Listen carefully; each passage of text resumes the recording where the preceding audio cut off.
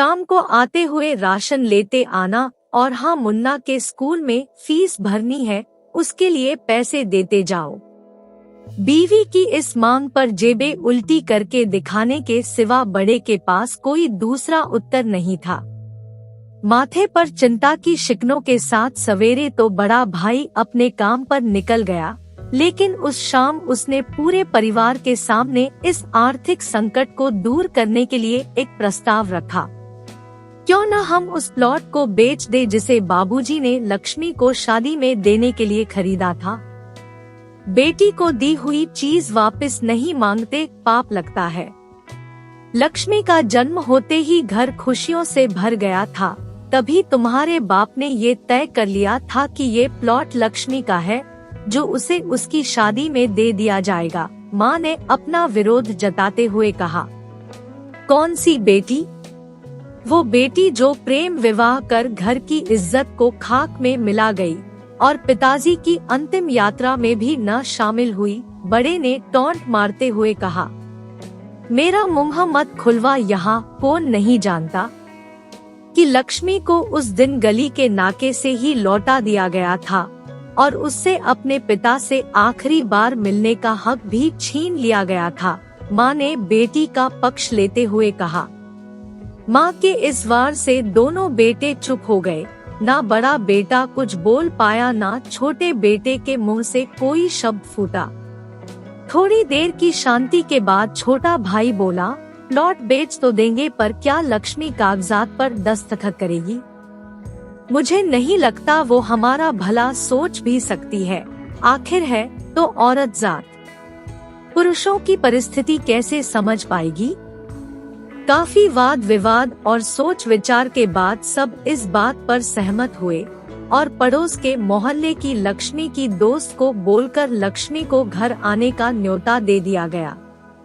अगले दिन सुबह से गली के नाके पर खेल रहे बड़े भाई के लड़के की बुआ आ गई की आवाज सुन घरवाले चौकन्ने हो गए। दोनों भाई मन में द्वेष और नफरत के साथ उसको कैसे घर में आने के लिए कहे, इसी दुविधा में थे। वो कहते हैं, न जरूरत के वक्त गधे को भी बाप बनाना पड़ता है। उसी कहावत के हिसाब से दोनों भाई बहन से बात करने के लिए तैयार हुए। दरवाजे पर जब बेटी और दामाद ने पूरे 7 साल बाद कदम रखा तो माँ की आंखें भर आई और दोनों को बड़े प्यार से घर के अंदर लेकर आई। बेटी और दामाद भी माँ का इतना स्नेह देखकर भाव विभोर हो गए।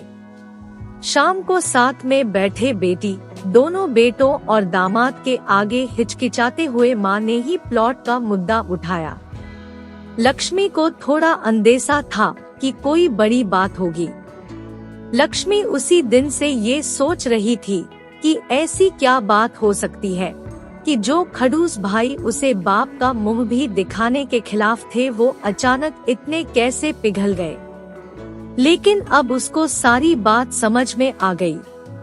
लक्ष्मी ने तिरछी नजर से पति की तरफ देखा तो वो बोल पड़ा, देखिए माजी, शादी से पहले जो कुछ आपका था वो आप ही का रहेगा।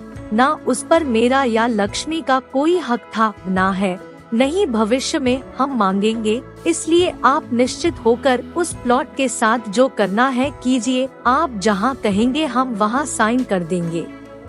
सुबह से अपने जीजा से नजरें चुरा रहे दोनों भाइयों ने अब अपने जीजा को अच्छे से देखा। सुबह प्लॉट के कागजात पर बहन के दस्तखत लेकर काम खत्म किया जाए, यह तय हुआ।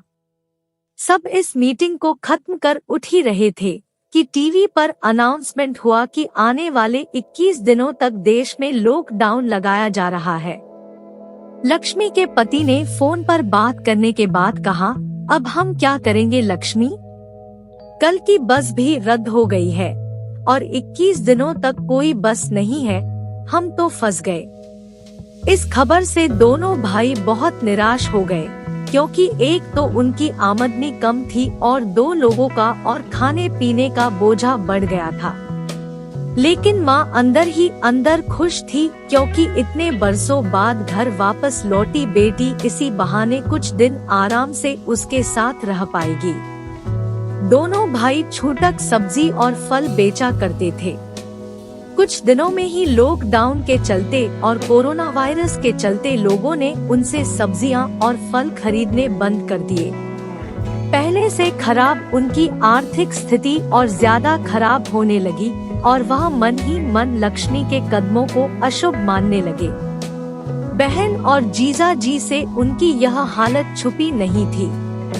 लक्ष्मी के कहने पर उसके पति ने दोनों भाइयों की सब्जी और फल की रेडियो पर लोहे की रॉड और जालियां फिट कर दी। बाजार जाकर दोनों के लिए केप, हाथों के दस्ताने और थोक के भाव से सब्जी और फल खरीद लाए। दोनों की रेडियां अच्छे से तैयार कर फल और सब्जियां ढक कर दोनों भाइयों को टोपी और दस्ताने देकर जीजा जी ने उनसे कहा, एक बार इस तरह से धंधा करके देखो, शायद आपका मुनाफा बढ़ जाए।